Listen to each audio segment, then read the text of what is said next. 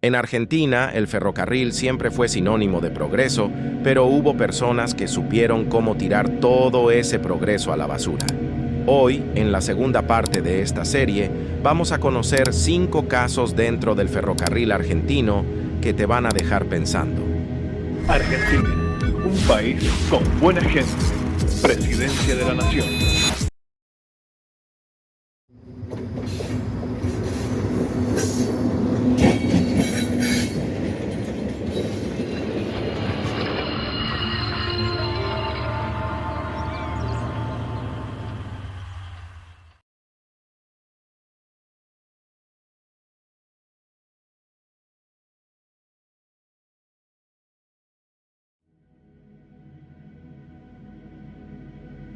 La historia del colapso ferroviario moderno en Argentina tiene nombres y apellidos que resuenan en los pasillos de los tribunales: Mario y Claudio Cirigliano.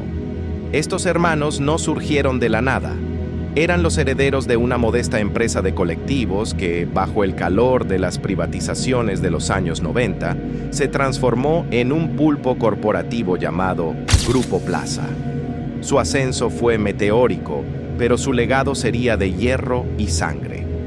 En 1995 recibieron las llaves de las joyas de la corona, las líneas Mitre y Sarmiento, las arterias que bombean diariamente a millones de trabajadores hacia el corazón de Buenos Aires. Pero para los Cirigliano, el Sarmiento no era un servicio público, era un flujo de caja garantizado por el Estado. El esquema era tan brillante como macabro.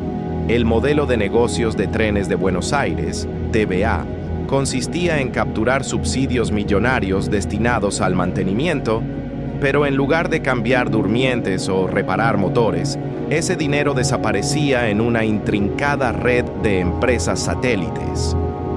Mientras los balances mostraban gastos en repuestos, los talleres ferroviarios de Liniers y Castelar se convertían en cementerios de trenes. Se practicaba la canibalización. Desmantelaban un vagón para que otro pudiera rodar un par de días más. Los pasajeros, mientras tanto, viajaban en latas de acero calientes, con puertas que se trababan o quedaban abiertas en pleno movimiento, y ventanas que vibraban con el eco de una tragedia inminente. La impunidad de los Cirigliano se alimentaba de una connivencia obscena con el poder político de turno. Durante años, las advertencias de los peritos y los reclamos de los usuarios fueron archivados, pero la realidad tiene una forma brutal de hacerse notar. El primer gran aviso de que el sistema estaba roto ocurrió en septiembre de 2011, en el paso a nivel de la calle Artigas, en Flores. Una formación del Sarmiento embistió a un colectivo de la línea 92. El impacto fue devastador. 11 muertos y más de 200 heridos. ¿La causa? Una barrera que no bajaba correctamente, un sistema de señalización que era una reliquia del pasado mantenida con alambre. Apenas 5 meses después, el 22 de febrero de 2012, el sistema finalmente vomitó su verdad más amarga. El tren número 3772 entró a la terminal de Once sin frenos. El impacto del coche 1 contra los paragolpes hidráulicos, que tampoco funcionaban, comprimió los vagones como si fueran acordeones de papel. 52 personas murieron y más de 700 resultaron heridas, atrapadas entre hierros retorcidos que no habían visto una gota de aceite en décadas. La masacre de Once no fue un accidente, fue el resultado final de una ecuación donde el ahorro en mantenimiento se traducía directamente en dividendos para el Grupo Plaza. Incluso después de este horror, la desidia tuvo un epílogo en 2013 con el choque de Castelar, donde otra formación con frenos deficientes volvió a matar. Los Cirigliano terminaron condenados, pero el daño a la red ferroviaria ya era terminal. Habían desvalijado el futuro sobre rieles.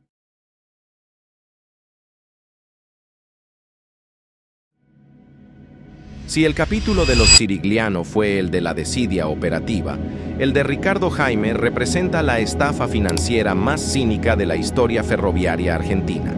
Como secretario de Transporte entre 2003 y 2009, Jaime manejó la billetera más abultada del Estado bajo la promesa de una reconstrucción ferroviaria. Sin embargo, lo que orquestó fue un plan maestro para vaciar las arcas públicas bajo el disfraz de una modernización que nunca ocurrió. El corazón de esta maniobra fue la compra masiva de material rodante usado a España, Renfe, y Portugal, CP. El relato oficial hablaba de trenes de vanguardia. La realidad era un cementerio flotante cruzando el Atlántico. Se pagaron más de 200 millones de euros por formaciones que tenían, en promedio, 30 años de antigüedad. Cuando las unidades desembarcaron en el puerto de Buenos Aires, el escenario fue desolador. Máquinas oxidadas, sistemas eléctricos desmantelados y componentes con asbesto, un mineral cancerígeno prohibido. Para sostener la ficción, el gobierno necesitaba que algo se moviera, y fue allí donde los talleres de Haedo cobraron un protagonismo agridulce. En estas naves, los trabajadores hicieron milagros, canibalizando unidades enteras para poner en marcha un puñado de formaciones. Fue un trabajo de artesanía sobre piezas obsoletas. Adaptaron frenos e intentaron argentinizar una tecnología que no estaba diseñada para nuestras vías. El inventario de este despilfarro es una lista de piezas de museo. Las locomotoras diésel eléctricas Serie 319 de Renfe fueron las únicas que, gracias a su robustez y al trabajo en Haedo, lograron una segunda vida. Hoy, varias unidades todavía prestan servicio en trenes argentinos, arrastrando formaciones de larga distancia, siendo un recordatorio viviente de una compra que solo el personal ferroviario logró salvar del desguace. En contraste, los automotores diésel Serie 593, conocidos como camellos por sus jorobas de aire acondicionado, tuvieron un destino trágico. Destinados al Sarmiento y a servicios a Rosario, la falta de repuestos y su complejidad técnica los condenó. Hoy se pudren en los predios de Mechita y en los mismos talleres de Haedo, despojados de sus componentes básicos. Peor suerte corrieron los coches de pasajeros de las series 10.000 y 9.000 de Renfe y los portugueses Sorefame. Aunque eran vagones de gran confort, la presencia de asbesto en sus paneles volvió su reparación un riesgo sanitario imposible de afrontar. Cientos de estos coches fueron depositados en la playa de Gambier, La Plata y en Gerli, formando trenes fantasma que se extienden por kilómetros. Son esqueletos oxidados que se hunden en el barro, imposibles de recuperar. Finalmente, las unidades eléctricas Serie 440, que supuestamente electrificarían los servicios metropolitanos, nunca se adaptaron a la red argentina. La gran mayoría terminó su viaje en los depósitos de remedios de escalada sin haber transportado jamás a un pasajero. El resultado final fue un cementerio de hierro repartido por la provincia, máquinas que cruzaron el océano para morir en el olvido, mientras los contribuyentes pagaban sobreprecios de hasta el 400% por una modernización que no fue más que un decorado de cartón pintado.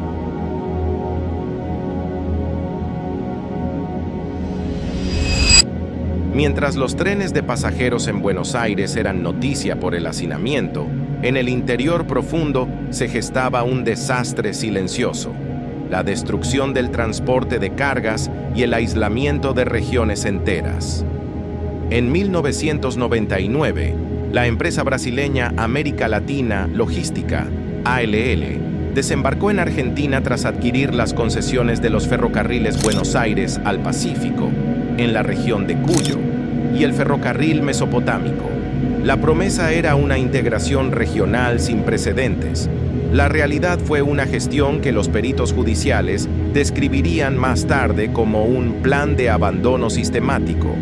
El modelo de ALL no fue la inversión, sino la explotación extrema hasta el agotamiento.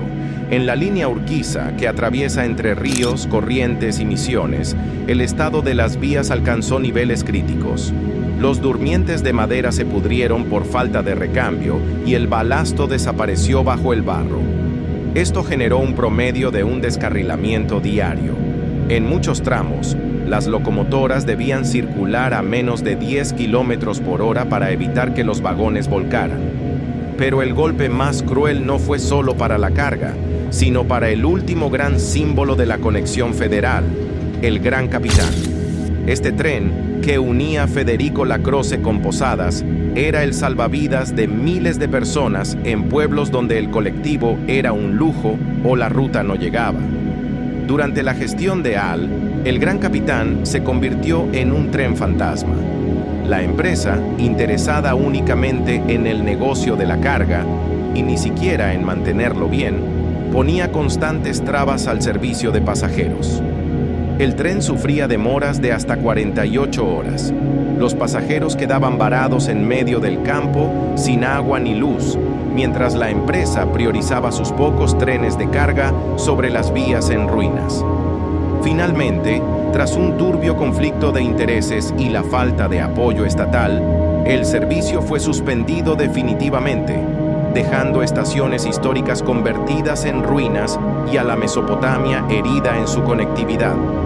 El verdadero escándalo fue la canibalización del parque motriz. En los talleres de la línea Urquiza, ALL desmantelaba locomotoras que funcionaban parcialmente para alimentar a otras. Este proceso creó inmensos cementerios de hierro en lugares como los talleres de Alianza o Concordia, donde máquinas que eran el orgullo del Estado terminaron convertidas en esqueletos oxidados. En 2013, cuando el gobierno finalmente rescindió el contrato, ALL se fue dejando deudas millonarias y una red ferroviaria que ya no existía. Habían convertido el corredor del litoral en una hilera de rieles retorcidos, borrando del mapa el sueño del Gran Capitán y dejando a provincias enteras desconectadas del mundo por vía férrea.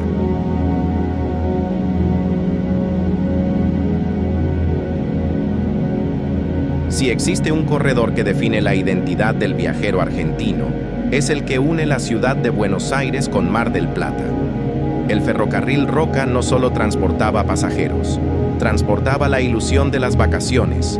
Sin embargo, en el verano de 1981, esa ilusión se estrellaría contra la realidad de un sistema que empezaba a mostrar sus grietas más profundas. El 8 de marzo de aquel año, el tren número 119, el legendario Luciérnaga, emprendía su regreso desde la costa hacia Plaza Constitución. A bordo viajaban casi 600 personas, familias que regresaban del descanso, ajenas a que estaban a punto de protagonizar uno de los capítulos más aterradores de la historia ferroviaria nacional. A la cabeza de esa formación rugía una mole de acero de 100 toneladas. La locomotora General Motors GT22, identificada con el número 9004. Estas máquinas eran consideradas las reinas de las vías, diseñadas para la potencia y la velocidad. Pero aquella noche, cerca de la localidad de Brandsen, la potencia se convertiría en destrucción. Un tren de cargas que transportaba petróleo había descarrilado minutos antes debido al desgaste de las vías, dejando un vagón tanque obstruyendo la vía principal. El Luciérnaga, que volaba a 120 kilómetros por hora bajo un cielo cerrado, no tuvo aviso ni tiempo. El maquinista aplicó los frenos de emergencia, pero el peso de la formación y la inercia del destino hicieron que la 9004 embistiera el vagón cisterna con una fuerza hidráulica descomunal. El impacto fue un estallido de metal y combustible. La 9004 se incrustó en el obstáculo y los primeros coches de pasajeros, construidos en gran parte con materiales que no resistieron la compresión, se apilaron unos sobre otros como si fueran de cartón. El silencio de la noche fue roto por los gritos de 34 personas que perdieron la vida en el acto y cientos más que quedaron atrapadas entre los hierros retorcidos. Fue una masacre que desnudó la falta de comunicaciones efectivas entre estaciones y el peligro de los trenes de carga compartiendo vías con servicios de alta velocidad sin la señalización adecuada. Pero la historia de la 9004 no terminó entre los restos humeantes de Brandsen. Aquí es donde el relato entra en el terreno de la leyenda negra ferroviaria. A diferencia de otras locomotoras que son desguazadas tras un choque de esa magnitud, la 9004 fue rescatada, remolcada a los talleres de remedios de escalada y reconstruida. Volvió al servicio, pero nunca fue la misma. Los ferroviarios de la línea Roca comenzaron a llamarla la maldita. Decían que la máquina tenía memoria de acero.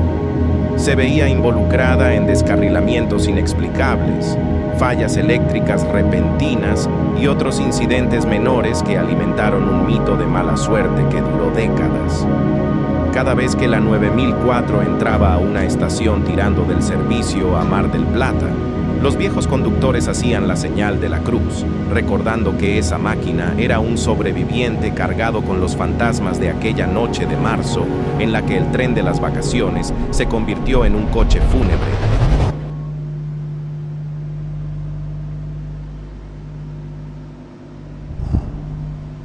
El último eslabón de esta cadena de desgracias nos lleva al norte argentino, el territorio del Belgrano Cargas. Esta red ferroviaria, que debería ser la columna vertebral de la producción nacional, se ha convertido en el escenario de una película de supervivencia. Debido a que las vías son prácticamente reliquias del pasado, las formaciones cargadas con miles de toneladas de granos deben circular a una velocidad tan lenta que caminar a su lado es más rápido que el tren mismo. Esta vulnerabilidad extrema ha transformado al tren en una presa fácil, dando lugar a un fenómeno de saqueo sistemático que combina la desesperación social con el crimen organizado. El asalto comienza con una técnica de ingeniería delictiva. Las bandas que operan en las zonas críticas saben exactamente dónde el tren debe reducir su marcha. Allí colocan obstáculos deliberados, desde troncos pesados hasta durmientes viejos o piedras, forzando al maquinista a clavar los frenos de emergencia. Una vez que la mole de hierro se detiene en medio de la nada, el monte cobra vida. El método para extraer la carga es quirúrgico y violento. Los saqueadores no esperan a que el grano caiga. Ellos van por él. Utilizando barretas de hierro, masas y gatos hidráulicos, golpean y palanquean las boquillas de descarga, las compuertas inferiores de los vagones tolva. Al vencer los mecanismos de seguridad, la presión de 30 toneladas de cereal hace el resto.